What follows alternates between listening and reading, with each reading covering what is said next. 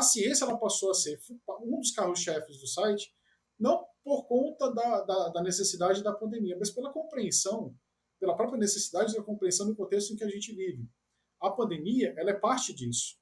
Ela é parte de uma série de compreensões e conceitos que fazem parte da ciência e que nós utilizamos no dia a dia, mas nós nem parávamos para pensar isso.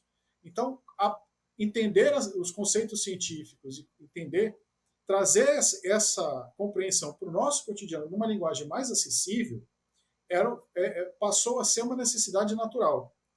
Até porque existem outras pautas dentro da ciência que são igualmente urgentes. Por exemplo, a questão ambiental. Então, para compreender o mundo que a gente vive, a ciência é fundamental. Ela sempre foi, na verdade. A gente compreende o mundo, compreende as coisas que nos cercam através do método científico. O desafio é trazer isso para o jornalismo, no cotidiano, em que a demanda é por uma coisa urgente, por uma coisa rápida e nem sempre e mais acessível para as pessoas. E nem sempre elas conseguiam ter essa compreensão.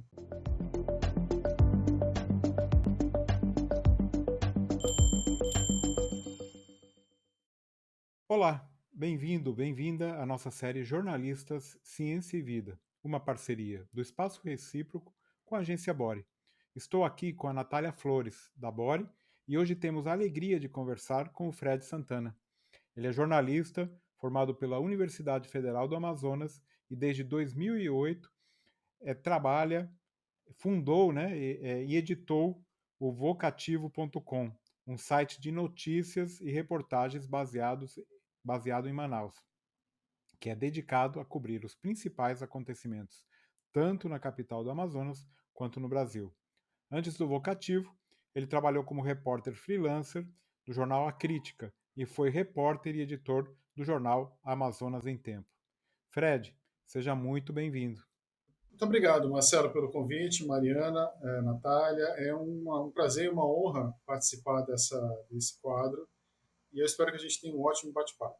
Para começar, eu queria que tu contasse um pouco como foi o começo da tua trajetória no jornalismo. Tu se formou em Comunicação Social e Jornalismo pela UFAM, pela Universidade Federal do Amazonas, e tu lembra como era o curso, como foi a tua experiência, do que tu lembra daquela época? Bom, Natália, foi uma época de muito aprendizado, uma transformação muito grande na minha vida. Quando a gente entra numa universidade para fazer jornalismo, tem um universo de coisas pela frente que a gente sempre entra pensando em um caminho, mas geralmente a gente encontra outros que vão levando para vários outros locais da nossa vida. E justamente no final desse curso, ao longo de toda a minha trajetória dentro dele, eu sempre fui uma pessoa que tinha em mente trabalhar por conta própria, ter minhas iniciativas, ter os meus projetos pessoais. E eu, ao longo da minha graduação toda, eu sempre procurei me especializar e trabalhar de forma que eu pudesse criar conhecimentos e ter ferramentas para ter esse tipo de empreendimento ao longo da minha carreira. E como a internet, naquele momento, ela estava se popularizando, mas dentro do jornalismo ainda era algo bastante incipiente, ainda engatinhava, principalmente aqui no Amazonas, no norte, onde você tinha um acesso muito menor, eu vi na internet e no jornalismo um campo de possibilidades para trabalhar. E no final do curso, eu me lembro exatamente como foi a palestra que eu fiz, que eu participei, na verdade, e eu lembro de um colega já bastante experiente, ele disse, olha, vocês que estão começando agora, se vocês criarem um site de notícias e conseguirem um financiamento baixo, vocês já conseguem pelo menos dar os primeiros passos. Vocês conseguem pelo menos ter uma perspectiva para a carreira de vocês. Aquilo, eu voltei para casa, eu me lembro de ter voltado para casa com aquilo na cabeça, sabe? Ter o meu próprio negócio, ter alguma coisa própria.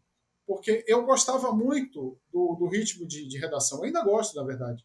Mas existe uma série de dificuldades que a gente encontra que trabalhando por conta própria você tem uma condição muito melhor de estabelecer as metas e os objetivos para a sua carreira. Eu queria isso para mim. Eu queria ter a liberdade de inovar, de fazer coisas com a minha perspectiva e a minha marca, a minha projeção pessoal do que eu acredito dentro dessa profissão. E com isso foi um caminho natural. No final de 2005 eu criei o projeto e 3 anos depois eu consegui com muita dificuldade dar início, primeiramente como um projeto paralelo. O Vocativo ele começou como algo paralelo a mim, a minha carreira, mas que ao longo do tempo ele foi ganhando uma importância muito grande na minha vida. Mas tudo começou exatamente nessa reta final da graduação. Eu sempre trabalhei na perspectiva de ter o meu próprio caminho. Isso foi uma consequência natural dessa vivência. Ô Fred, mas isso foi realmente um pioneiro, né? Porque você está falando aí de 2008, ou seja, há 13 anos atrás, né? Eu queria que você contasse um pouco das mudanças que você sente no tipo de cobertura que fazia naquele começo e agora como que tá, como que evoluiu não só o próprio portal, mas também o mundo, né, que a gente está vivendo. É verdade. Eu lembro que nessa trajetória eu vi o surgimento das redes sociais. Basicamente, o Vocativo nasceu e cresceu dentro da revolução que foi a criação e o surgimento das redes sociais, desde o Orkut até o que nós temos hoje, Twitter, Facebook e todos os outros. Eu conversava outro dia com um colega justamente sobre esse assunto, como a gente viu isso e como a gente sofre esse impacto.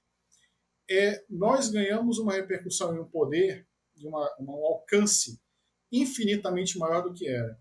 Então, é algo que, para o bem, contribui para o bem, que faz com que a gente possa compartilhar. Por exemplo, hoje, eu tenho a condição de compartilhar com colegas do país inteiro, até fora dele, uma série de experiências, de contatos, até reformulação, caso de cursos, mas também, infelizmente, para o mal. Porque hoje nós temos um alcance, inclusive, da desinformação.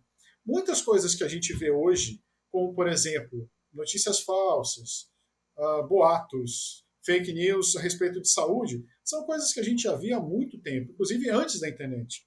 Boatos antigos de relação à vacina são coisas muito antigas, por exemplo. Mas agora, quando você tem vários universos em que as pessoas compartilham informação em tempo real, e elas, se não é o mesmo poder, mas você tem a capacidade de compartilhamento muito grande, não dá para controlar isso. Então, você perde as fronteiras desse conhecimento, as fronteiras dessa notícia, do alcance dessa informação, mas também perde o controle da desinformação. Então, para nós que trabalhamos dentro dessa área, é a chance de alcançar mais pessoas, mas o ruído que a gente enfrenta com relação a compartilhamento de volume de informações falsas e às vezes mal trabalhadas é muito grande e também faz com que a gente tenha uma certa dificuldade para alcançar as pessoas, uma vez que o conhecimento, a informação mal apurada ou mesmo a desinformação, ela é muito mais rápida. Então, para nós, o desafio tem sido essa mudança é se adaptar a esse novo universo de coisas, de conteúdo que a gente recebe todo dia e tem de lidar, inclusive, no nosso trabalho. A gente tem que aprender a lidar com essa informação, saber separar, saber apurar, mas uma velocidade muito maior, porque a desinformação não tem esse compromisso. Então, eu vejo essa mudança. Você tem que ser muito mais rápido e muito mais preciso do que você era 10, 12, 13 anos atrás. E vamos falar um pouco sobre jornalismo e ciência. O Fred entrou na comunidade da Bore justamente no ano quando a gente começou as iniciativas para apoiar jornalistas para cobrir Covid-19. Ele foi um dos jornalistas que caíram de paraquedas nessa cobertura, né? Que eram jornalistas que cobriam outras editorias e acabaram tendo que cobrir ciência nesse ano, porque ciência virou o grande assunto dos jornais. Fred, quais são os desafios que tu sente em relação a trazer a ciência para a cobertura que tu já fazia, assim, em termos de, enfim, desafios e experiências que tu acumulou nesses 2 anos de pandemia? Eu vejo que a gente hoje, a ciência fazia parte do noticiário porque o compromisso do site é tentar ser tanto os olhos do povo amazonense para o mundo, como do mundo para nós. Então, a ciência fazia parte disso, até por todo o contexto que a gente está inserido. Mas, com a pandemia e a emergência sanitária que nós vivemos aqui, foi necessário se aprofundar. Até porque essa editoria, esse assunto, ele se mostrou algo que, ao contrário do que a gente já pensava, ele está inserido no nosso cotidiano de uma maneira dos mais profundos detalhes. Então, a ciência ela passou a ser um dos carros-chefes do site, não por conta da necessidade da pandemia, mas pela compreensão pela própria necessidade da compreensão do contexto em que a gente vive. A pandemia, ela é parte disso. Ela é parte de uma série de compreensões e conceitos que fazem parte da ciência e que nós utilizamos no dia a dia, mas nós nem parávamos para pensar isso. Então, entender os conceitos científicos, trazer essa compreensão para o nosso cotidiano numa linguagem mais acessível, passou a ser uma necessidade natural. Até porque existem outras pautas dentro da ciência que são igualmente urgentes.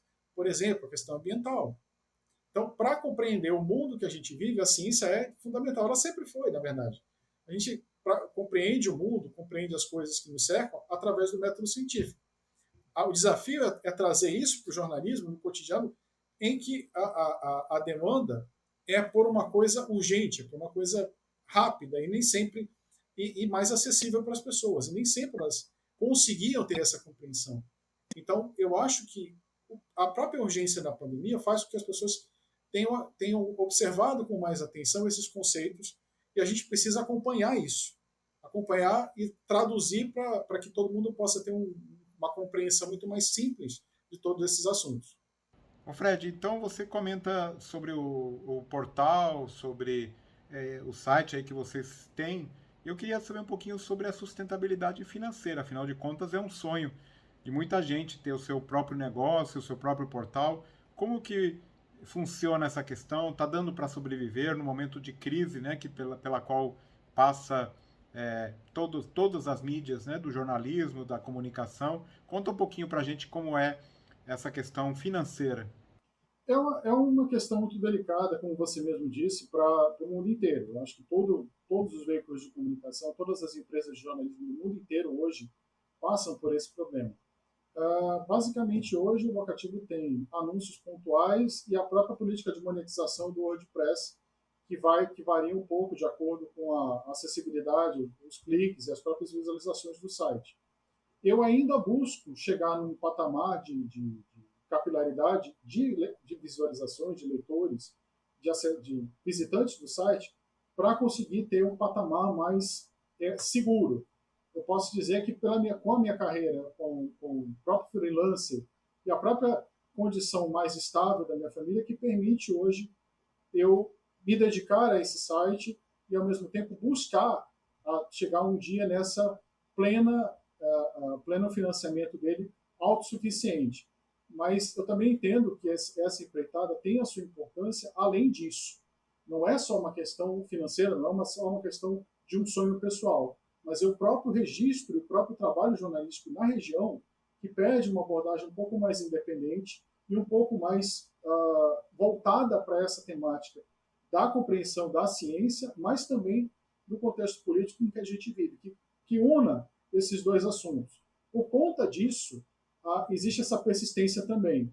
Então, eu gosto de pensar que ele ainda está buscando o seu espaço de uma maneira mais segura, mais, como eu posso dizer, mais firme, mais sólida, uma capacidade de financiamento mais sólida. Mas isso vem também com o próprio desenvolvimento do trabalho, com o próprio conhecimento dos leitores, essa própria identificação que vai sendo criada entre o site e os seus leitores. Isso demora, isso vai levar algum tempo. Eu tenho plena confiança de que ainda é um longo caminho, mas eu não pretendo desistir, eu pretendo continuar firme nele. Fred, o Espaço Recíproco e a Bore são aqui de São Paulo, então a gente tem, que é natural, né? A gente tem muito mais familiaridade com a imprensa de São Paulo e do Sul, até porque eu sou gaúcha, enfim, por questões pessoais também, de formação de equipe. Eu queria que tu falasse um pouco como que é o jornalismo feito em Manaus, quais são as peculiaridades do jornalismo feito em Manaus e na região norte, de uma forma geral, assim, nos desse um panorama para quem não é da região. Bom, assim, nós temos aqui grandes profissionais, grandes trabalhos e grandes repórteres trabalhando há muitos anos. Né? Claro, pelo próprio isolamento geográfico e político da região, talvez essa expertise não chegue para outros estados como a gente gostaria que chegasse. Mas eu não tenho a menor dúvida que o que a gente tem hoje aqui, a grande dificuldade para que esse talento e essa capacidade desses profissionais possa aflorar e se converter em grandes matérias de várias áreas, justamente aquilo que a gente conversou na outra pergunta, sustentabilidade. Existe uma grande dificuldade entre conseguir que os veículos daqui possam se desvencilhar do poder público, do financiamento do poder público e do interesse do poder público. Isso faz com que, é claro, os repórteres, os jornalistas locais tenham uma certa restrição de trabalho. Então, acaba sendo que, muitas vezes, eles não têm a liberdade e até a estrutura para trabalhar da forma como eles gostariam. Eu conheço uma série de repórteres, uma série de editores, fotógrafos e profissionais da área, muito competentes, mas que não conseguem ter a mesma desenvoltura, justamente porque tem a sua família, tem que sustentar a sua casa. E isso esbarra em uma série de complicações quando você trabalha algumas editorias e alguns assuntos que podem incomodar certos setores, tanto empresarial quanto político. Então, hoje, na nossa região, o problema não é talento. O problema é ter a liberdade para trabalhar, para exercer esse talento. Nós temos aqui profissionais de altíssimo nível. Até por conta disso, eu posso falar, inclusive, pessoalmente, porque eu também sofri esse tipo de restrição, eu sofri esse tipo de censura ao longo da minha carreira aqui, que me motivou também a não desistir do vocativo, que era onde eu poderia ter a liberdade para fazer meu trabalho, independente de qualquer interesse político.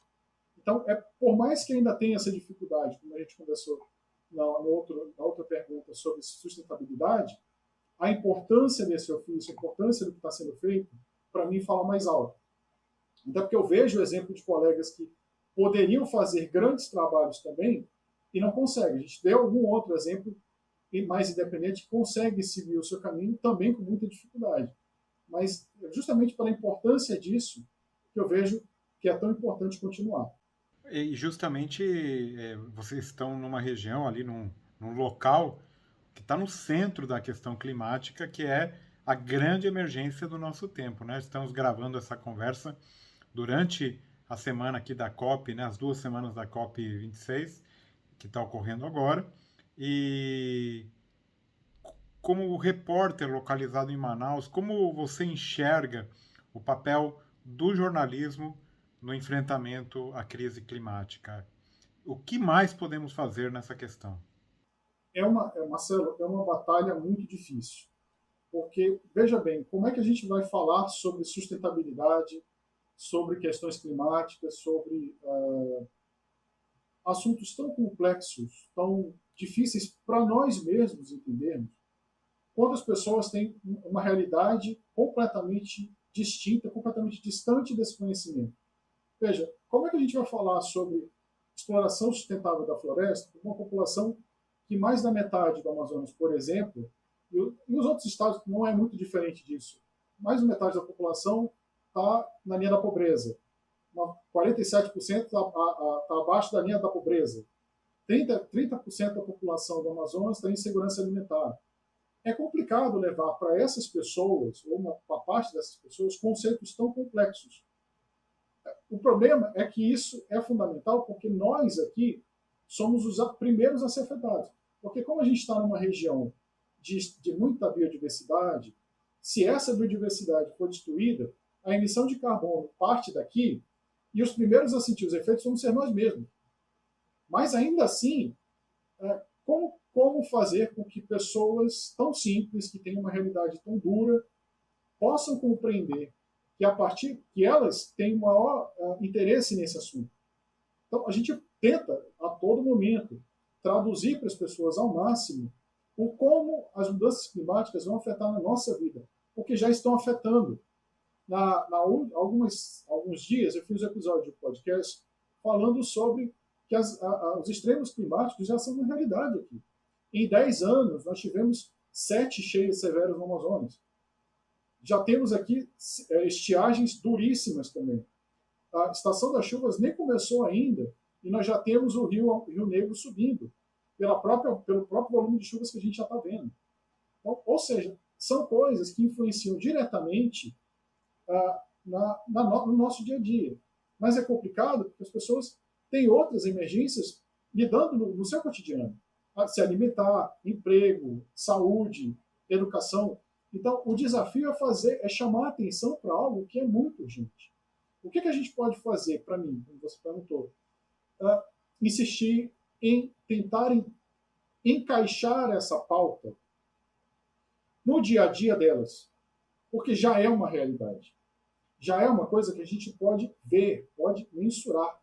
Quanto mais nós traduzirmos esses impactos e esses efeitos para a vida delas, mais elas vão perceber o quanto essa pauta é importante. Porque muitas vezes a gente fala assuntos. Eu ouço falar da questão ambiental desde a adolescência, desde muito tempo. Mas é sempre uma coisa muito abstrata, é sempre algo que parece muito distante da nossa vida e muito para o futuro. Como se fosse alguma coisa que os nossos netos vão enfrentar. Não, isso não é verdade. Nós vamos enfrentar isso. Nós já estamos enfrentando isso. Então, o desafio para mim, à medida que nós conseguimos traduzir esses efeitos em coisas práticas do dia a dia para elas, para essas pessoas, elas vão com certeza ficar mais alertas e vão se interessar mais por esse assunto. Com certeza. Uma pauta extremamente necessária, né? Voltando um pouco a falar sobre jornalismo, a gente fala muito sobre diversidade no jornalismo hoje em dia, tanto em termos de raça quanto de distribuição regional, assim, e de gênero também. Que tipo de ação e de iniciativa tu acha que seria necessária para trazer mais visibilidade para o jornalismo que é feito em regiões que não são visíveis para a gente hoje em dia? A gente que está no eixo mais central, assim, brasileiro. Regiões do Norte e Nordeste, por exemplo. Que tipo de iniciativa tu enxerga, assim, necessário para apoiar esse tipo de jornalismo? Busquem as comunidades. Eu recebi há alguns meses uma sugestão de um link de um podcast de uma comunidade indígena no interior do Amazonas, que eles faziam programas semanais sobre a comunidade deles. E era uma coisa sensacional. Era muito interessante, porque eles faziam com esmero, com um cuidado, e era algo que traduzia tão bem a realidade deles, que eu fiquei, nossa, que coisa incrível. E tem muitos exemplos iguais a esse. Nós temos, por exemplo, colegas meus da Amazônia Real, uma agência de notícias, que fazem um trabalho fantástico também. Então, essas comunidades têm pessoas muito interessadas em fazer esse tipo de trabalho, jornalismo mesmo. Então, à medida que nós formos até eles, ouvir a realidade deles, o que eles podem, dar margem, dar condições para que eles exerçam a criatividade deles, isso vai aflorar naturalmente. Eles são correspondentes naturais dessa realidade. Então, eu não tenho dúvida que à medida que a gente que você perguntou a partir do ponto de vista de vocês procurarem essas pessoas e ouvi-las, a resposta vai ser muito positiva. Eu não tenho dúvida que vocês vão encontrar coisas incríveis aqui, em outras regiões também, que também façam esse tipo de trabalho, como a gente vê, por exemplo, no Rio de Janeiro, comunidades do Rio de Janeiro. Aqui também existe isso. Então, à medida que elas forem ouvidas, que elas ganharem essa oportunidade, eu não tenho dúvida que muitas coisas interessantes vão aparecer. Indo agora para um lado mais pessoal, Fred, o que te atraiu no jornalismo? Por que você decidiu ser jornalista? E conta um pouquinho aí como foi o tempo de faculdade. Vamos voltar um pouco aqui no tempo e lembrar o tempo de universidade. O que te despertou? O que foi de interessante naquele momento tão importante da vida da gente? Eu lembro muito na verdade, eu escolhi ser jornalista no ensino médio. Foi em 97 que a escola tinha um jornal e o professor de português, língua portuguesa na época, sugeriu que quem quisesse escrever artigos, né? Eu lembro que o primeiro artigo que eu escrevi foi sobre a ovelha. Olha só, agora voltando no tempo, foi sobre a ovelha Dolly. Foi sobre a clonagem da ovelha Dolly. Então, foi o primeiro artigo da minha vida foi um artigo sobre ciência. Então, eu lembro de ter escrito que assim, que eu achava que era uma coisa muito abstrata para nós, era uma coisa muito distante da nossa vida e tinha coisas muito mais que a ciência deveria se importar com a gente no cotidiano, coisas mais do dia a dia. A crítica em si foi essa. Então, quando chegou na época de escolher a faculdade, eu lembrei desse episódio e lembrei que eu gostava sempre de me informar. Eu lembro da minha infância, eu assistia, por exemplo, o debate eleitoral da primeira eleição para presidente. Eu lembro de ter assistido o debate, assisti a propaganda eleitoral, achava interessante, achava engraçado aquilo ali, como as pessoas, como os políticos falavam, como era essa comunicação, esse embate de ideias entre eles, eu sempre achei muito interessante. Então, esse meu interesse por conhecimento do mundo me levou para o jornalismo. E quando eu entrei na faculdade, e a gente pode conviver com pessoas que têm essa perspectiva, isso te abre muitos caminhos. Eu lembro de ter participado, por exemplo, logo no segundo ano de centro acadêmico. Então, eu via naqueles bastidores de política, toda aquela movimentação entre partidos, entre ideologias, entre pessoas, aqueles embates, aquilo era muito excitante para mim, muito interessante.